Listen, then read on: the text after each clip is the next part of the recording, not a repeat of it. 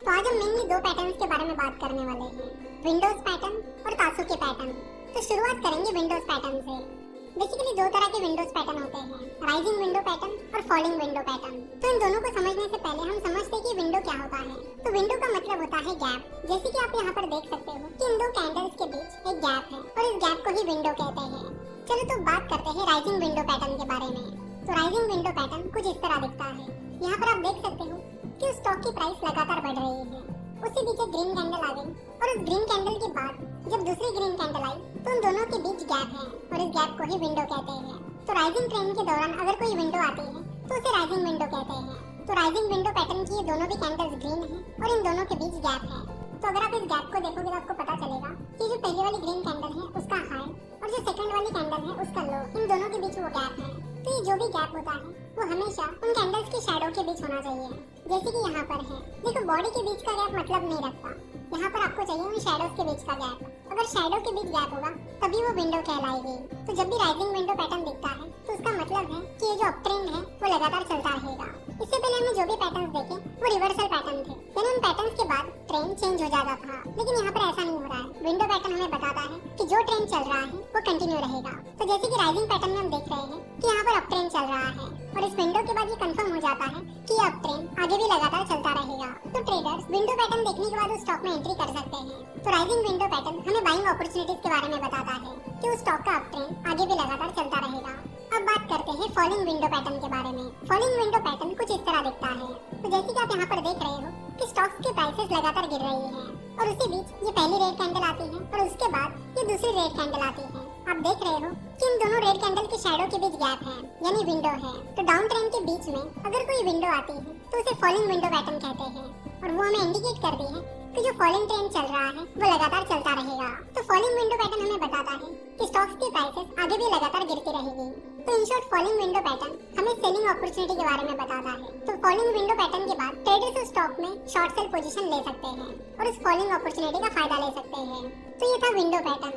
तब हम बात करेंगे तासुके पैटर्न के बारे में।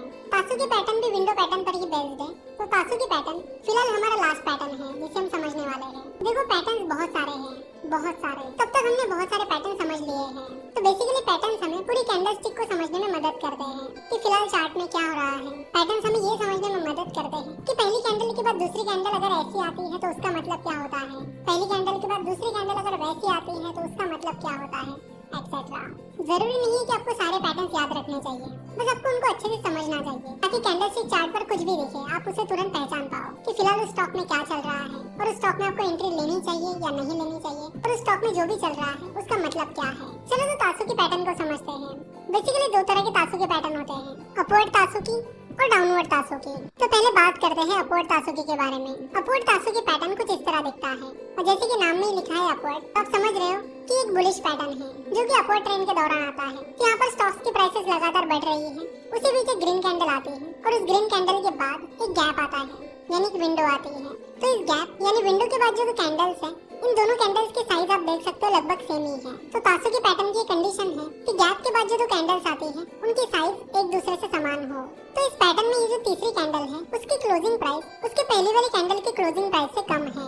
तो तासुके अपवर्ड पैटर्न में हमें ये इंडिकेशन देता है कि उस स्टॉक में जो अपवर्ड ट्रेंड चल रहा है वो चलता रहेगा। ट्रेडर्स उस स्टॉक में एंटर कर सकते हैं और बाइंग पोजीशन ले सकते हैं। तो अपवर्ड तासुके पैटर्न हमें बताता है कि स्टॉक में जो अपवर्ड ट्रेंड चल रहा था वो चलता रहेगा और ट्रेडर्स उस स्टॉक को बाय कर सकते हैं।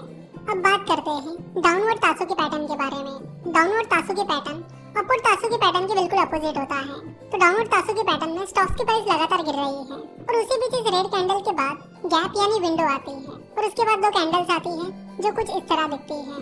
तो आप यहाँ पर देख सकते हैं कि ये जो थर्ड कैंडल है उसकी क्लोजिंग प्राइस उसके पहले की कैंडल की क्लोजिंग प्राइस से ऊपर है और यही चीज डाउनवर्ड तासुके पैटर्न का मेन फीचर है। तो डाउनवर्ड तासुके पैटर्न हमें बताता है कि जो डाउन ट्रेंड चल रहा है वो आगे भी चलता रहेगा और डाउनवर्ड तासुके पैटर्न के बाद ट्रेडर्स उस स्टॉक में शॉर्ट सेलिंग पोजीशन ले सकते हैं। अगर तासुके पैटर्न को देखा जाए तो तासुके पैटर्न विंडो पैटर्न पर बेस्ड है, यानी यहाँ पर मेन डिफरेंशिएटर विंडो ही है। विंडो से हमें पता चलता है कि जो ट्रेंड चल रहा है वो चलता रहेगा, इसलिए आपको तासुके पैटर्न पर ज्यादा ध्यान देने की जरूरत नहीं। आप विंडो को देखते रहिए, विंडो आपको काफी अच्छी इंडिकेशन दे देंगे।